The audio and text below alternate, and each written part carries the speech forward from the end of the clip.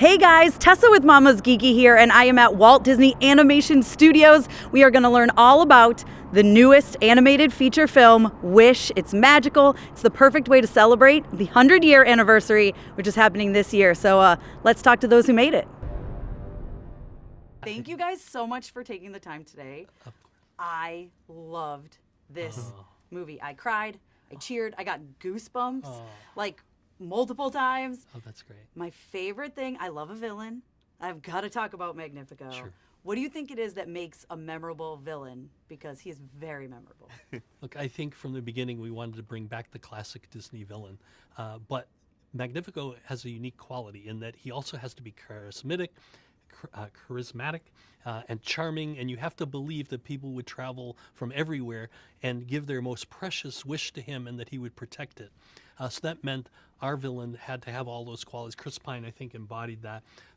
He's very self-aware of how handsome he is, but at the same time, we get to watch this character devolve into a true classic villain throughout the course of the movie, and I think that's what makes him so fun.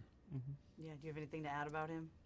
You know, I think talking about our classic Disney villains, obviously there's a lot of nods to the past, you know, and while still keeping him fresh. And but you have the Disney villain song, you know, it's the return of the villain song, and you have the green magic and all of those things that feel very very Disney, but at the same time, it's his own take. It's Magnifico's take on it. Yeah, I was like, he's like Gaston, kind of, Jafar, a little bit of Maleficent, and then also his own thing. That's kind of how I describe him, right? That's a pretty accurate description, yes.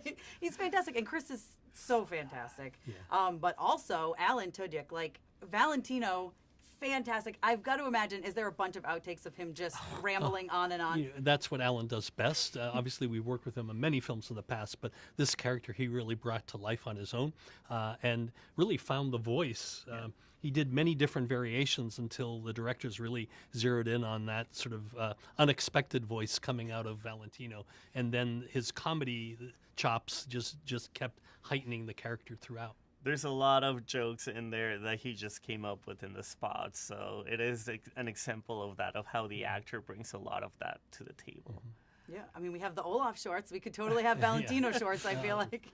Yes, you're right. Yeah, please, fingers crossed. Yeah. But I love the music, too. And I think every single song is fantastic. You know, I call it a no-skip record, right? Yeah. There's not one that you want to skip past. They're all fantastic. Can you just kind of talk about just how incredible this music is and getting Julia on board? Look, working with Julia Michaels and her partner Benjamin Rice was a joy.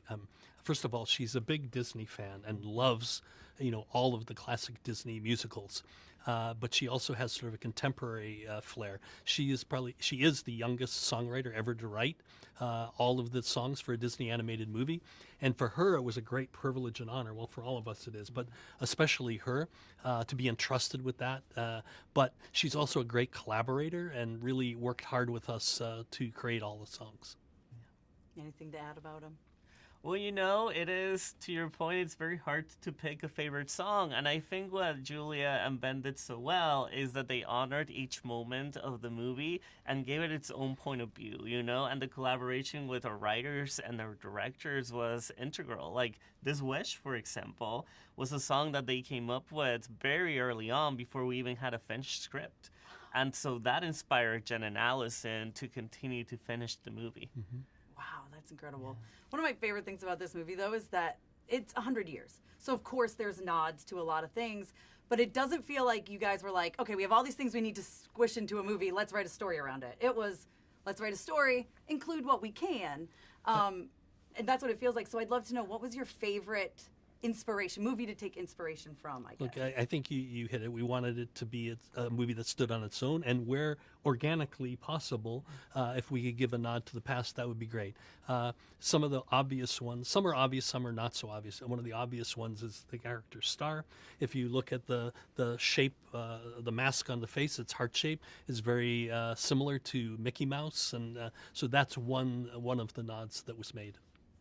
And I think from a visual point of view as well, we were very inspired by the past, but also wanting to push it to the future. So you have the watercolor aesthetic of Snow White and Pinocchio, but you also have the cinemascope aspect ratio of Sleeping Beauty, which we haven't done since, and that's one of the many reasons why this movie needs to be watched in theaters. You know, so there's the inspiration in every perspective, from the songs to the visual style. So it was always that. It was looking at the past while moving into the future. Well, speaking of the visuals, like, it's absolutely stunning to watch. I can't wait. I'm going to go see it in 3D because I feel like it's going to take it to a whole new level. This movie really excels in 3D, so I encourage, that's great that you're doing that because it's really special. It feels like it's going to add another element. Yeah. But what were the biggest challenges in this kind of animation style? Because it feels like new and old combined. I think very early on, our production designers had a real vision of what they wanted to be. I think the challenge was we didn't know how to get there. We didn't know, much like the story, we don't necessarily know what the story is, it has to evolve. How we were going to get the look that they wanted was a challenge for us. But artists working with technology together evolved a process that really has paid off. And we've been experimenting with the look of our short films, for example, with Far From the Tree and Paperman and Feast. So it was an organic next step for us to do it in a feature film. And in this movie, it was perfect because it's a fairy tale that celebrates Disney 100. So it was all because of the story. Awesome. Well, thank you guys so much for your time. I absolutely loved it, Oh, and I great. can't wait to see it again. So thank you guys so much. Thank you so much. Yes.